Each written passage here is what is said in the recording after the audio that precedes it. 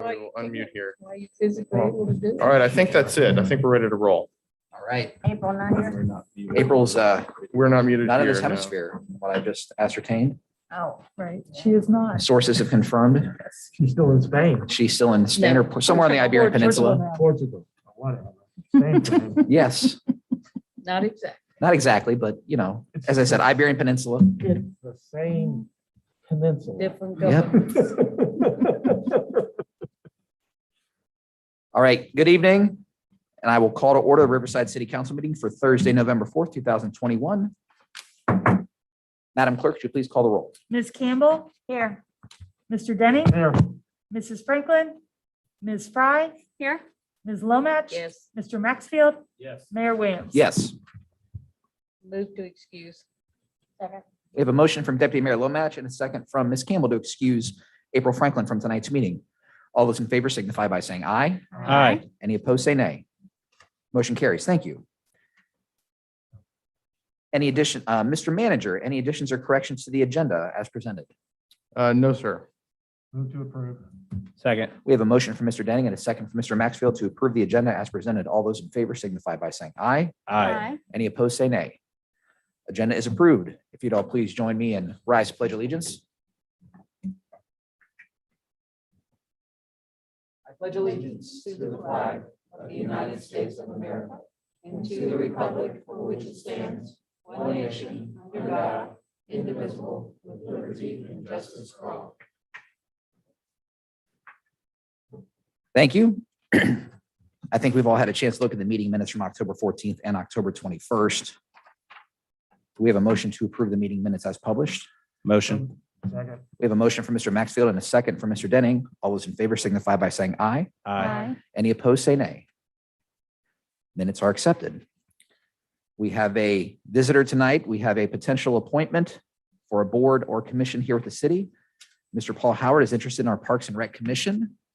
Mr. Howard, thank you for joining us this evening. Would you mind coming up to the podium and maybe introducing yourself? I had a chance to meet you just a moment ago.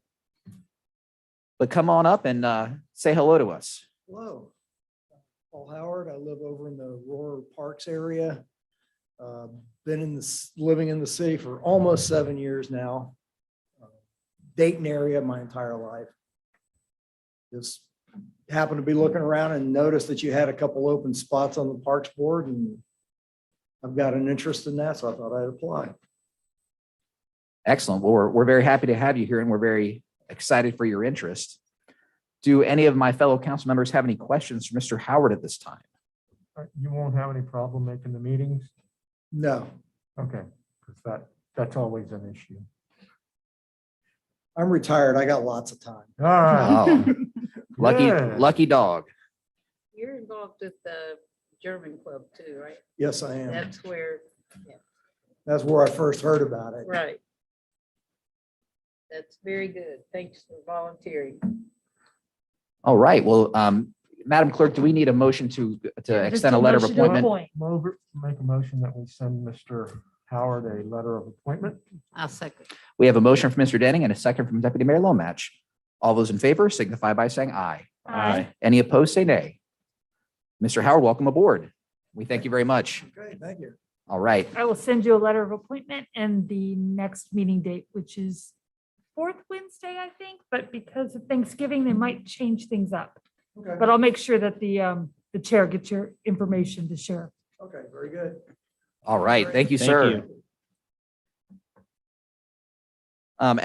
As we do at every public meeting, we have an acceptance of citizens petitions. If there's any citizens joining us tonight in chambers, whether you want to speak on an agenda or a non-agenda item, you can fill out a form that's found on the back counter, give it to the clerk, and we will have both of those opportunities a little bit later in our meeting. We will move on to department updates, and I'll turn it over to the city manager, Mr. Roush. Thank you, Mr. Mayor. If we don't mind, we'll excuse the police department this week. The chief is out ill, and I'll make sure we have something in the weekly update regarding the police department update. Chief Stitzel is here with the fire department and can speak a little bit about goings on in that department. Thank you. Good evening. Obviously, big news is the tax pass, so we're all really excited about that. October we finished up Fire Prevention Month. We were out doing a lot of different events. a lot of different Halloween related trunk or treats, things like that. And attended the in-crowd dinner. So it's just been really busy the last couple weeks with just public outreach efforts and things like that. We are finishing up our annual auto extrication training. You might have seen the cars across the street there for about a week. That should all be cleaned up. And then we're also finishing up our annual hose testing. That should be done. And just working on year end and next year budget issues and items and getting things taken care of. So that's about it for right now. Any questions?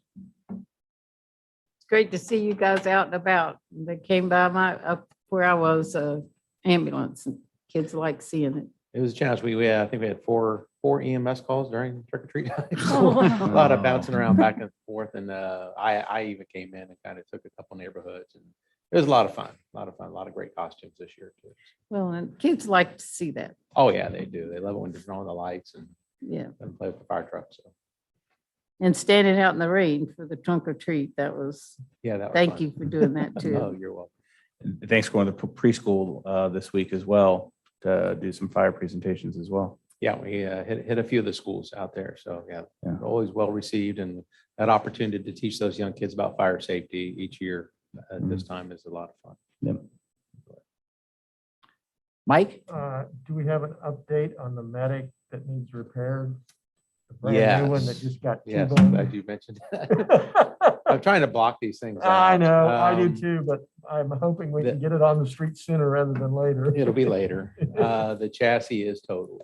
So it's going to be towed to Horton. It'll sit there until a chassis comes in, when they'll repair the box and put it on the new chassis.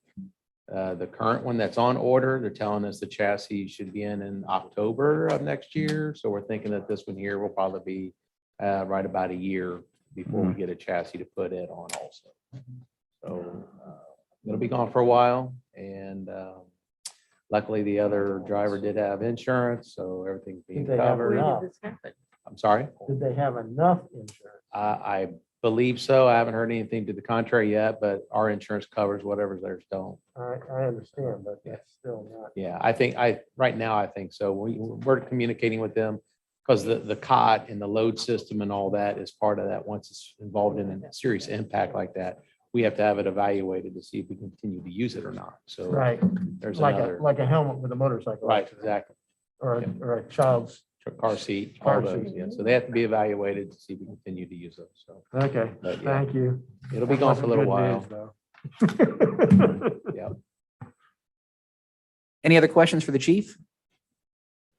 All right, thank you, sir. Thank you. We all thank you, or we all echo the thank yous for all the things you guys have been doing for the whole month of October for our community, and obviously every day. Thank you. And back to the city manager. Ms. Bartlett is also at a 2-day seminar today and I believe tomorrow, and so I'll have her update in the Friday report as well. And I am prepared to give a report on some budget items for context prior to next week's work session, if that's okay to proceed. Since I'm going to talk for a little bit, is it all right if are we comfortable with that? Okay, just want to be sure. Okay.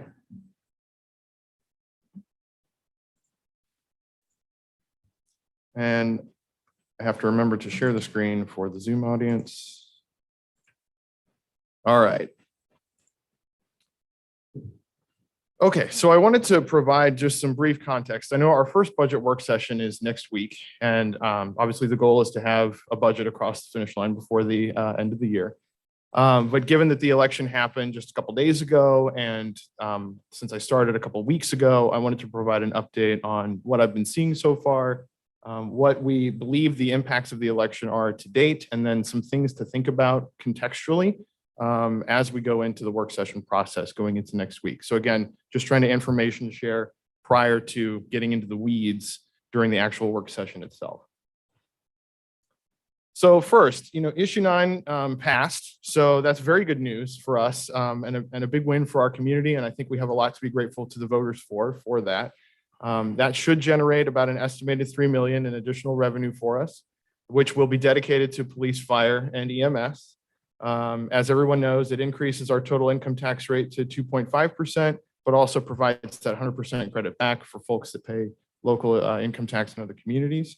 And we are taking the results of that vote and now starting to incorporate it into the 2022 budget process then going forward. So before we kind of get into some of the nuts and bolts with budget, I think it's important for us to take a step back and just kind of remember where we are and what the whole world and our environment has been like here over the last, 18, 24 months or so. I think we're at a place where the world has changed because of COVID, and it has continued to change. It's sort of an active and developing process. We've obviously we've seen the direct impacts of the pandemic. That's had ramifications and ripple effects in the labor markets. It's hard to find labor everywhere right now. Those market dynamics are sort of topsy-turvy from where they were a few years ago. Folks are talking a lot about inflation these days. So the environment that we are in today in November of 2021 is in some ways fundamentally different from how it was earlier this year, last year, and the years prior. And that's a process that will continue to unfold. Issue 9 obviously represented some critical positive momentum for our community. So having this level of support, particularly for public safety and our first responders, I think is really important. And it's a really good sign that we had folks turn out in the numbers that they did to give us this level of support. As we are taking that into context in our budget process, it's important for us to think about how we prioritize future goals in the budget in light of those things that have happened and in light of that community support for our public safety staff and our first responders. So what's been happening? I started about 2.5 weeks ago. And the day that I started, I started working very closely with staff to get very acquainted with our budget process. And at this point, I have talked in detail to each department director more than once, spent quite a lot of time with the finance director, have gone line by line through the budget twice. And what I decided to do early on was to develop a budget model that actually used our historic numbers, what we've actually spent and received in prior years, to then start forecasting out where we're likely to be at the end of this year and in 2022. And as a result of that process, when developing a preliminary 2022 budget, when you get that document early next week, it makes a few assumptions about where our revenues and expenses are headed. So in particular, I'm holding most of the revenues flat for 2022. And a lot of that has to do with the fact that our primary revenue source has been income tax. And if we compare where our receipts are today with what we're likely to collect here in the next couple of months, we're looking at about 4.1 million in estimated collections by the end of the year, which is a number that's closer to 2017, 2018, rather than more recent years like 2019, 2020. So most revenues holding flat. The exception then is in gas taxes, which have consistently gone up year over year over the last 5 years. So those will be inflated a little bit. I'm also inflating most of our operating expenses by 2%. And the decision there is partially because in a normal or typical year, a 2% inflation target is what common practice for budgeting. In more recent years prior to COVID, actual inflation's been lower than that. Now that we're in post-COVID, COVID-ish, inflation's a little bit higher. So 2% seemed like an appropriate balance to strike for that. An exception to that, though, involves our health insurance costs. The most recent quote that we had for health insurance renewals was 35% higher than what our current premiums are. We are actively working to lower that number to the greatest extent that we can. But like other costs, utilities and other benefits and personnel related costs, those have gone up, historically continue to go up, and it will be a driver that we'll have to deal with in the future. And so after having made these assumptions, we applied all of these growth factors to every line item in the budget. And then, as I said, I've been through with the department heads and the finance director, had all the department heads have reviewed their operating line items and given me sort of a gut check on where we think some of those estimates shake out. And we're in the process of sort of wrapping up that review process currently today, or this week, I should say. So while we have an idea of where we've been and where we think we are going, I also think it's important to take sort of a quick look back. The graph that you've got here that we're displaying is a graph that shows fund balances, beginning of the year fund balances. So this is the money we come into the year with, It's also, you could also call it our reserves to some extent, for 5 of our largest operating funds. That would be the general fund, fire fund, public service fund, police, and Right Point. And I'd like, so the general takeaway here is the general fund is this big green line on the top. And the Right Point fund is the orange line here in the middle. And the other operating funds are kind of down along the bottom.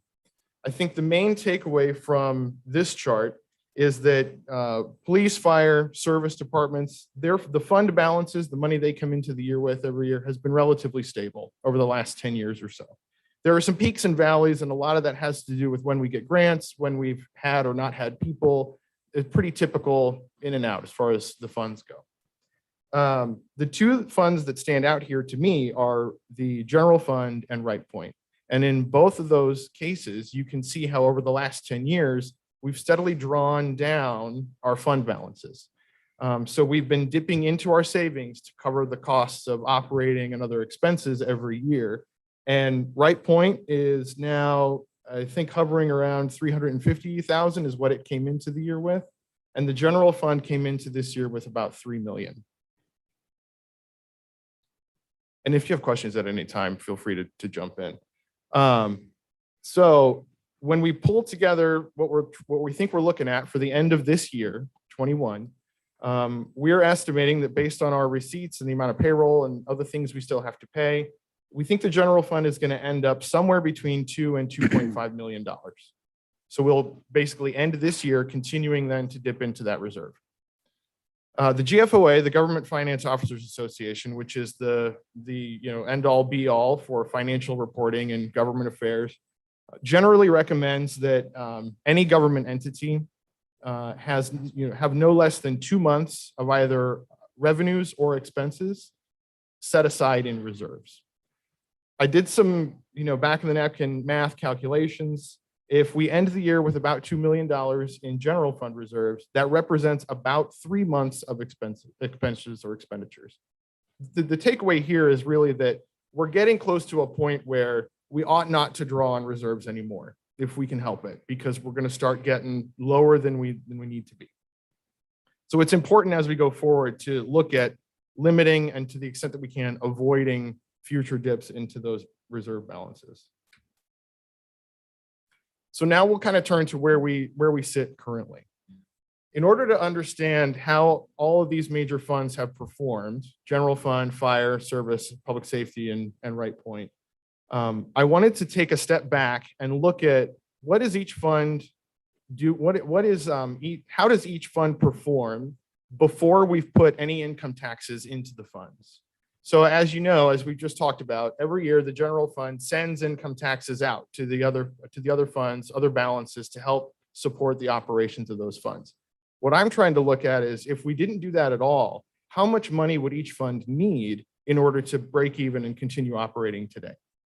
What this graph is showing you is, as far as after we've plugged all these assumptions into our 2022 budget, when we look at preliminary revenues in public safety, so this would be police and fire, including the new $3 million that would come in from the income tax, that would generate about 4.7 million in total revenue that would come in straight to those departments without any additional support from the general fund. Then when I turn to expenses, though, and I'm looking at how much money does it cost to operate the departments, if we assume the things we've assumed about expense growth and health insurance and everything else, both of the departments need about 5.2 million to keep operating the way they are today. So what that means is, even with the new income tax money coming in, the public safety departments will still need some support from the general fund in order to operate just the way they've been operating to date. The counterpoint to that story is when we look at the general fund. So the general fund has historically been the primary source for helping to support our public safety funds. I mentioned earlier on about change and how our environment today is different than how it was earlier in the year and in years prior. There have been a couple of things that have happened that have impacted where our general fund money is likely to go. When I look at how much money we think the general fund will have in 22 to give to other departments, that's about $3.1 million. In terms of where it would go, we've historically supported the service department, and that's in this second bar chart down here. Service would require about 1.4 million. The other two places, though, that will require some general fund support are in capital equipment. So that is Fund 703, and it is largely a debt service fund where we're paying for like the leases on police cars and the fire apparatus. And we're also budgeting for some things like a financial software system upgrade out of that fund as well. The other area is in Wright Point. We lost 2 major tenants this year at Wright Point, and there are some significant capital needs still in both of these buildings. And based on where we think utilities and other expenses are likely to go, Wright Point would need about $630,000 next year just to keep operating and keep the lights on. And I'll bear in mind, we're running pretty low on fund balance in Wright Point. So I don't have a lot to draw on from the Wright Point fund in order to avoid drawing from the general fund. Where we shake out with this is that the general fund basically ends up with around $250,000 or $300,000 that it can share back to the other departments. So what this means is, as far as when we look at on a large scale, where these revenue and expense assumptions come in, how our funds have behaved in the past, where we think we're reasonably likely to go in the future, we are likely to have a 2022 budget that reduces but does not eliminate reliance on the general fund to maintain our current level of operations. And then we will have some opportunities ahead of us really to look at the budget and the budget process in a lot of greater detail to figure out how we square the circle with some of these operating and other overhead costs to see if there are ways that we can continue to improve and move the organization forward. So that will mean we will need to work very closely as far as monitoring our revenues and expenses. As I mentioned, I have baked a financial system upgrade in there to streamline how we look at these numbers and to improve the accuracy of these numbers going forward. And we'll need to talk about how we carry that through with the staff, with the council, with the budget committee. We'll have to continue identifying ways to look at reducing transfer demands from the general fund so that we can free up some money to absorb future expenses and to continue to move the ball forward on some of the things that we talked about this year with respect to public safety. So it's really about framing this in a way, I think, that says we have some decisions to make and some things to consider in the next budget process and in the next couple of years. But the goal will be ultimately to reduce our debt, reduce the amount of reliance that other funds have on the general fund, and to execute on what we have talked to the community about with respect to our public safety needs. Any questions on that piece before I talk about capital? Yes, sir. You used $3 million and the 1% as the baseline number for public safety, fire and police. Is that true? What about the other 0.5%? It's in there. Oh, okay. The 0.5% is we're estimating about 1.9 million. Right. And then so 1.9 million plus 3 is 4.9. Uh-huh. The wrinkle is that I've got to take out about 200,000 of that because we have to pay CCA because we pay them a percentage of our collections.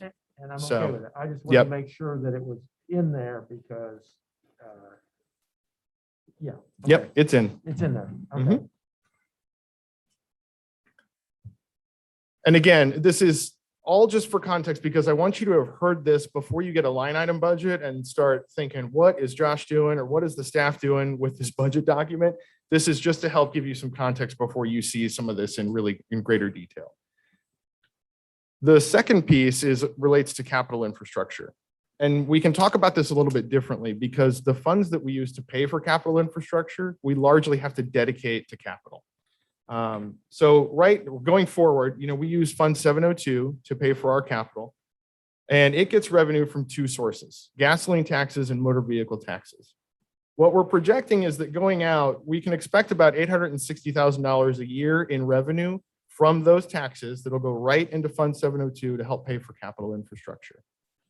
Next year, we've set aside some ARPA money to help offset the capital costs of some of the projects we've already committed to. So we can use ARPA to help pay for stormwater infrastructure. And we are anticipating using about 642,000 to pay for major stormwater components that go down big roads. So to be clear, this is not residential curb and gutter. This is the stormwater components of the very large projects that we're contemplating. So in total, that's about $1.5 million of revenue next year. When I step back though, and when we took a look at all of the infrastructure projects that we have committed to, our local share for those construction projects was about $3 million or so. So I have $1.5 million to pay for $3 million worth of capital projects next year. I have been working hand in glove with Kathy and with Tom to go through what our obligations are on those $3 million, that $3 million worth of projects, to figure out what can we reasonably accommodate and do the most with next year, and then what happens sort of in the out years as we go forward. What this graph is showing you is the total, the blue bars here on the bottom are the total cost of our local share going forward based on grants that we've already received or projects that we've already committed to. So what you can see is down here next year, we'll bring in about 1.5 million. Our obligation is about 3. And then in the out years, that obligation goes down because we've committed to fewer projects in the out years. But each year we're looking at 1.5 to 2.5, close to $3 million in just our share of capital projects, when we'll probably have 860-ish coming in. So the thought is, how again do we prioritize these projects so that we can maximize the use of these resources without upsetting the apple cart too much? And in working really closely with Kathy, if we are going to try to bring Fund 702 into compliance, what you'll see in the budget next week is this recommended list of projects that we move forward with, because we've already received about $4 million in grants for these projects.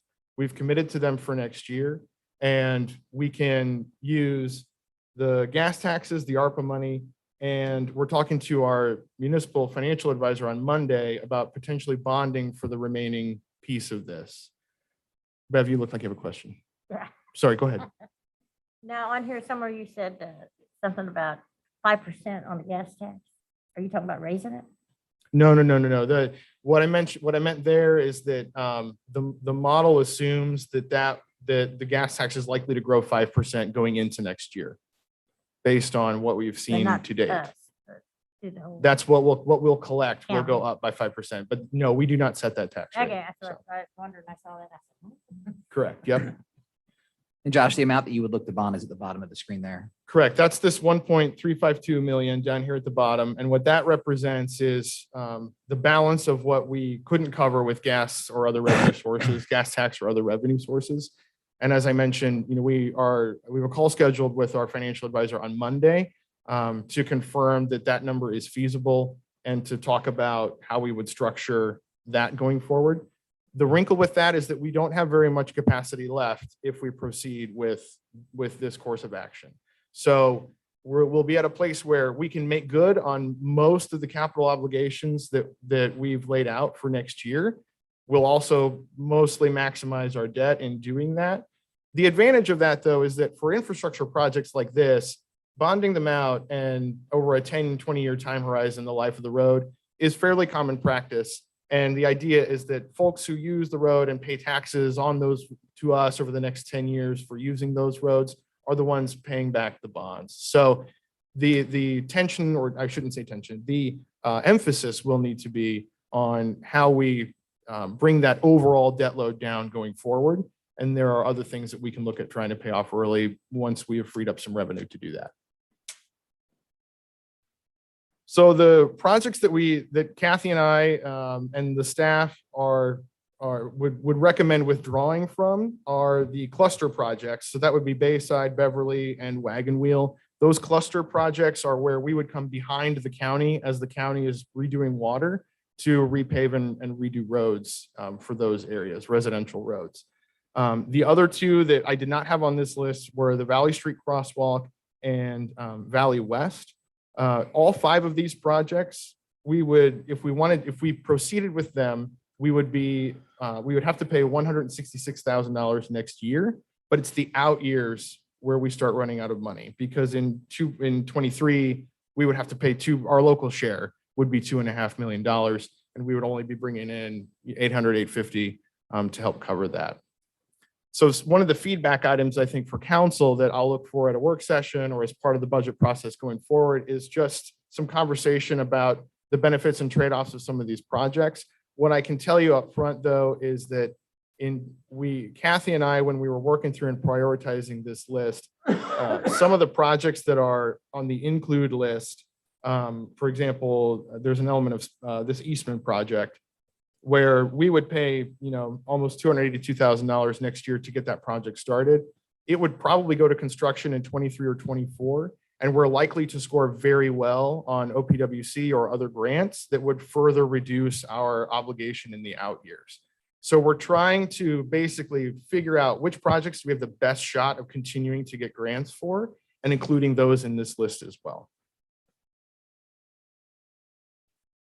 So in summary, I think, we had a significant event this week with voter support and what happened with the income tax vote on November 2nd.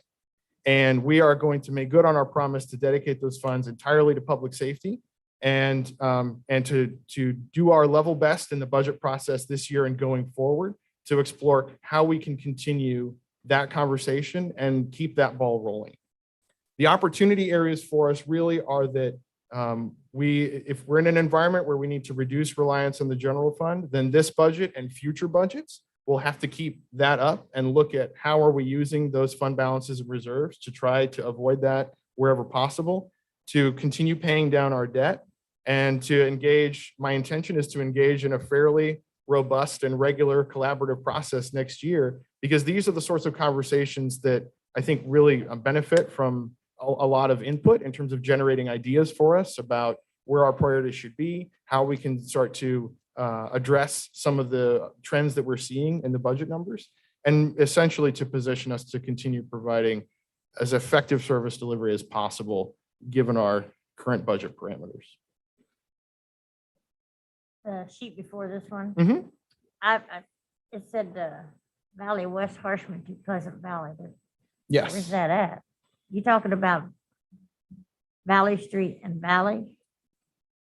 I believe that's the west side of Valley between those two intersections. Kathy had mentioned that there was another That's the segment. Stebbins side, right? Um, No, Is it the the other other side? side. Okay. It's the other The side. west side, Okay, towards Dayton. towards Dayton, okay. And a real quick note on There's that. there's a valley there.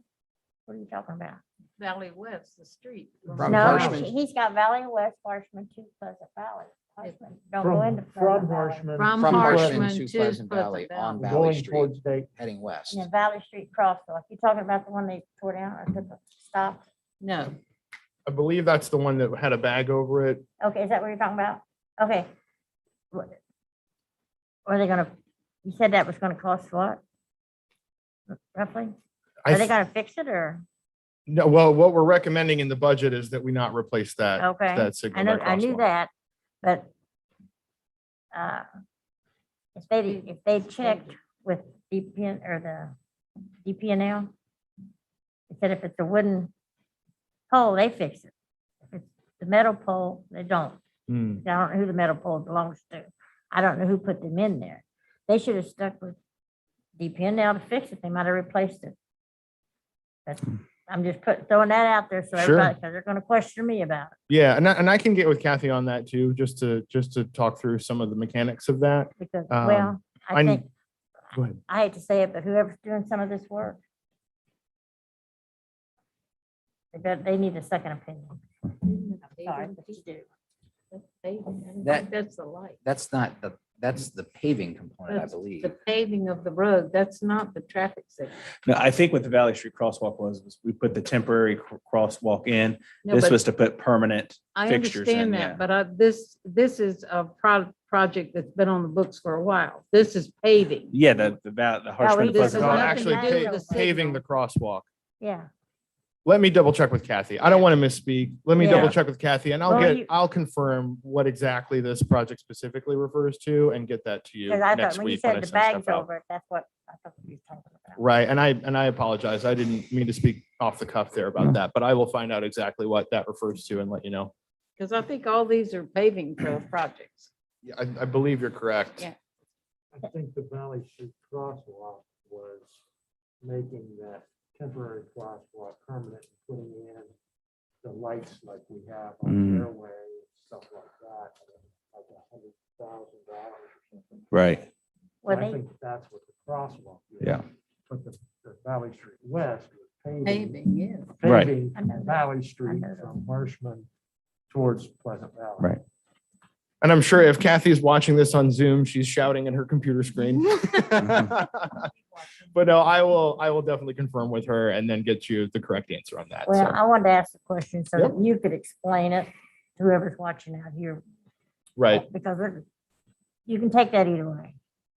correct. No, I totally understand where you're coming from. And what we can do during the budget work session too, since that's going to be a public meeting, is just make sure I confirm it too when we're on for that meeting. So, Okay, so these clusters, Mhm. when it is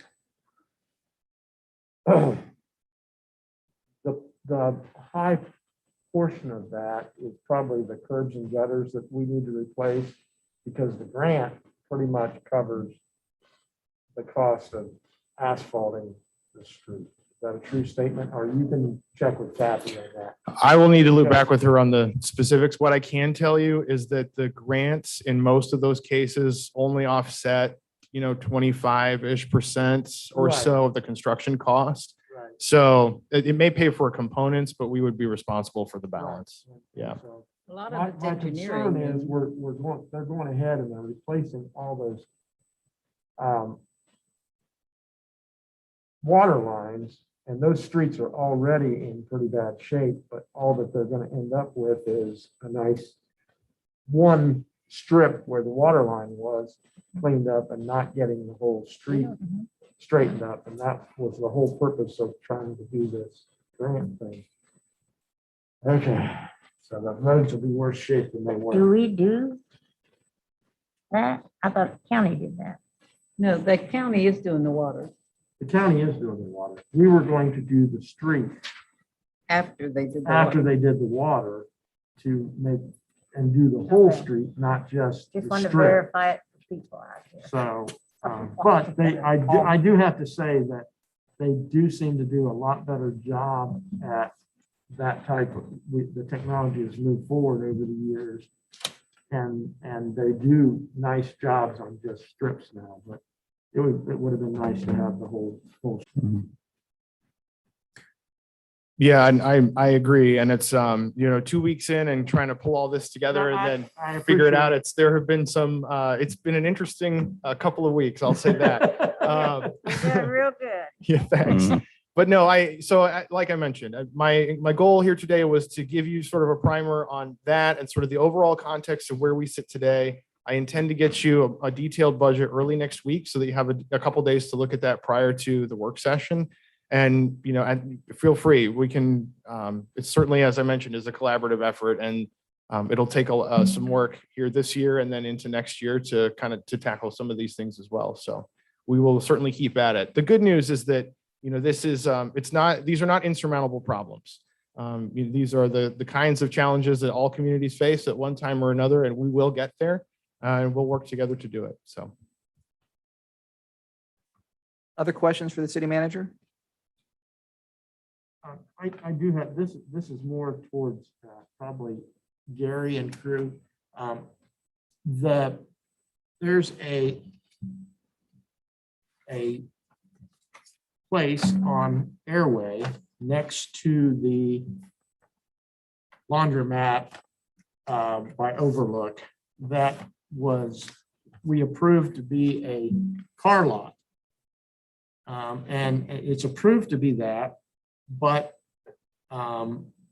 because I've been there weekly with haunted house costumes, I've noticed that there's a lot of huge trucks, dump trucks, that are being parked there.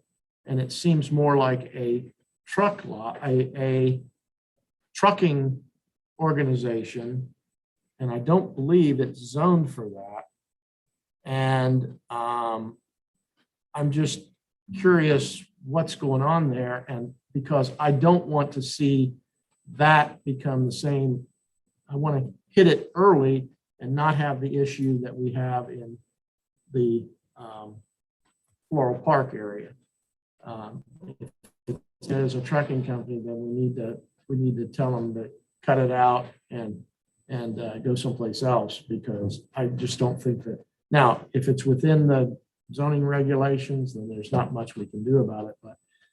But the guy that put that in there also said he was going to pave that, and all that's been put down is that shredded asphalt, and it's not what we were told was going to happen there. So Okay. And you said this was on Airway next to the laundromat by Overlook. correct. Okay. And I don't have I'm sorry, I don't have a number. I That's did okay. send the number to Gary to have him check on it. And I'll I follow didn't get I didn't get any information back. Okay. So, and then there was something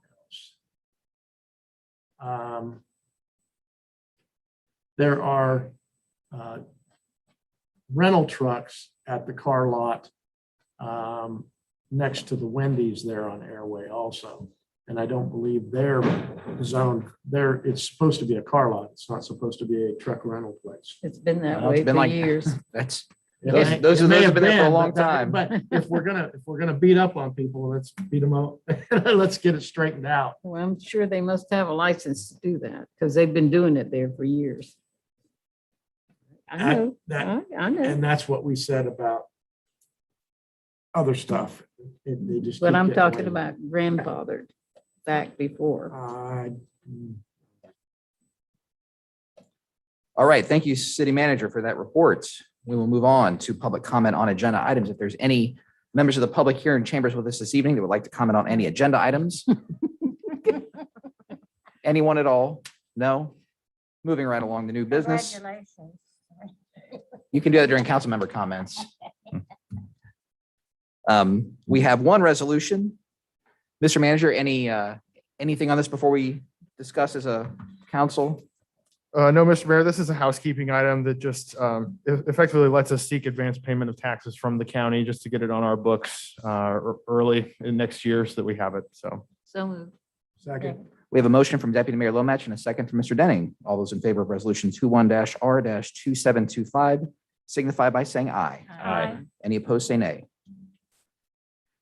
And we're now on to public comment for non-agenda items. If there's any members of the public here tonight that wish to comment on any non-agenda items, we would welcome you to the dais. Yeah. Yeah, save them up. It's amazing how many folks were here last time and how it seems like nobody knew that we were open tonight. The lights are off in the lobby.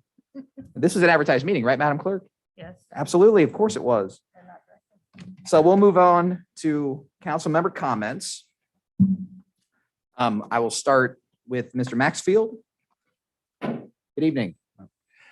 Just want to thank the city residents for their support, and hopefully this is, I take it as a, true belief in us and what we're trying to do and moving the city forward. And I thank you for that.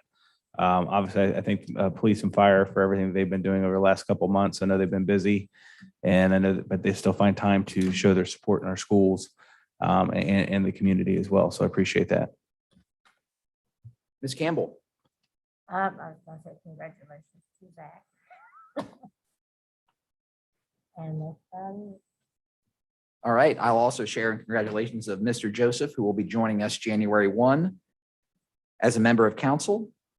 I would also thank the people in Riverside who did vote.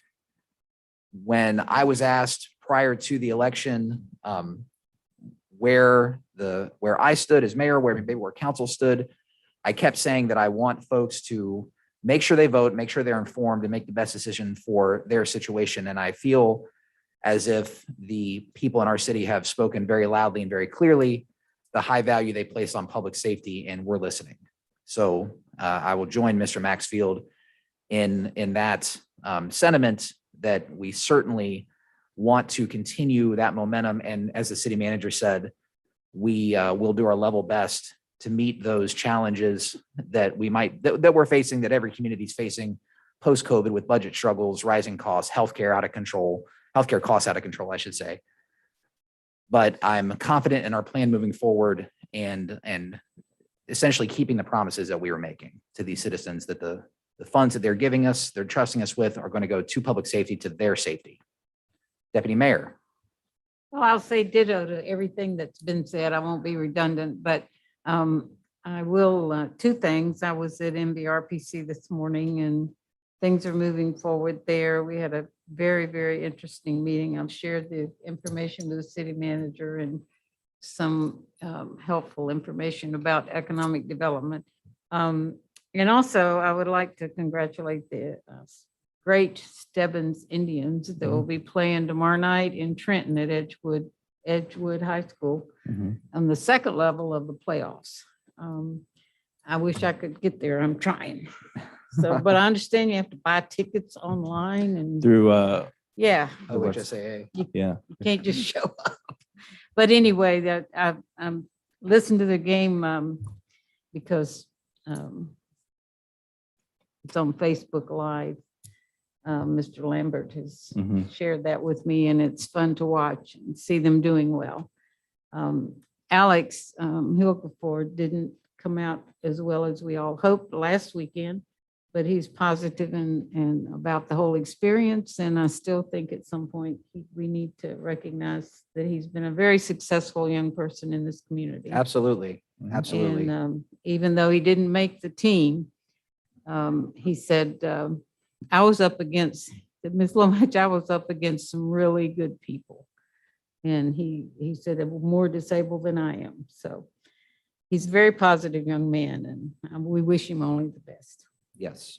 Good luck, Indians. And the Carroll Boys cross country team runs in the state True. championship on That's right. Saturday. I saw So that. a lot of people in our community are competing at a very high level. We're very proud of that. Mm-hmm.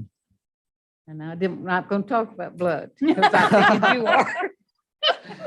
Just put a little big blood drop on my sweater. I did enjoy meeting your father-in-law. Yeah, but wasn't that that was- nice? And I was there with Mark Carpenter. We were donating at the same time. He's So got all it's the good. time in the world now. Yeah. Was he still in flip flops? Well, no, it's a little chilly, but he Yeah. is enjoying retirement. Yes. So I want to thank everybody that came out and supported our blood drive on Monday. We had 25 people who came out and donated. It's a very important time of year. They had a really rough weekend and used up. They got to a critical need of their type O blood. So it was definitely good that we had the drive on Monday. And I know that sometimes it seems like there's always a critical need for blood, but because of the surgeries and what the hospitals need, the regular supply, anytime there's just a small drop off, it can get very critical. So again, thank you everyone that supported blood drive. It's very important. And the next one is when? Oh, December 27th. So right after Oh, Christmas. Brenda, that's my birthday. Is it really? Yes, I can give blood on my birthday now. That would be awesome. Thank you for that opportunity. As long as you're not at Disneyland. Oh, yeah, I'll need it after I give blood. So There you that'd be a good thing to have. All right, December 27th, I won't forget. Mike, I don't have any. all right, how was the haunted house season? Did Yeah, it wrap It up went, well? it went fairly well. The numbers were, I think total number of people was a little over 3,000. So over 6 weekends, that's not too bad. I think they were all there that day for the matinee, because They- that was a there lot. were- That was a big Now, I will crowd. say this, there were over 9, and that doesn't count the 900 that went through on matinee day. Mhm. And that was a record day for us. Over in the 36 years that we've been doing it, that's the most people that we've ever run through there in one day. But that will be funding all of the Christmas projects, for the children. It'll be funding their Christmas that we're going to be adopting and taking care of. So that's always a plus. So, yeah, thank you for asking that. Great. Well, It was a great weekend. This last weekend was fairly decent. Kind of rainy on Friday and all that, but we did okay. yeah. Well, my family was there on matinee day and we had a blast, and my son and his buddies went on Saturday night. It was a little rainy, but they went a little bit later in the night and they had a great time. So great to hear that you had a good season. And I know that you guys are supporting a number of important things in our community. So hats off to the JCs. Do we have a motion to adjourn? So Motion moved. to adjourn. Second. We have a motion from Mr. Denning and a second from Ms. Campbell to adjourn at 6:51 PM. All those in favor signify by saying aye. Aye. Any opposed, say nay. We are adjourned. Thank you, folks.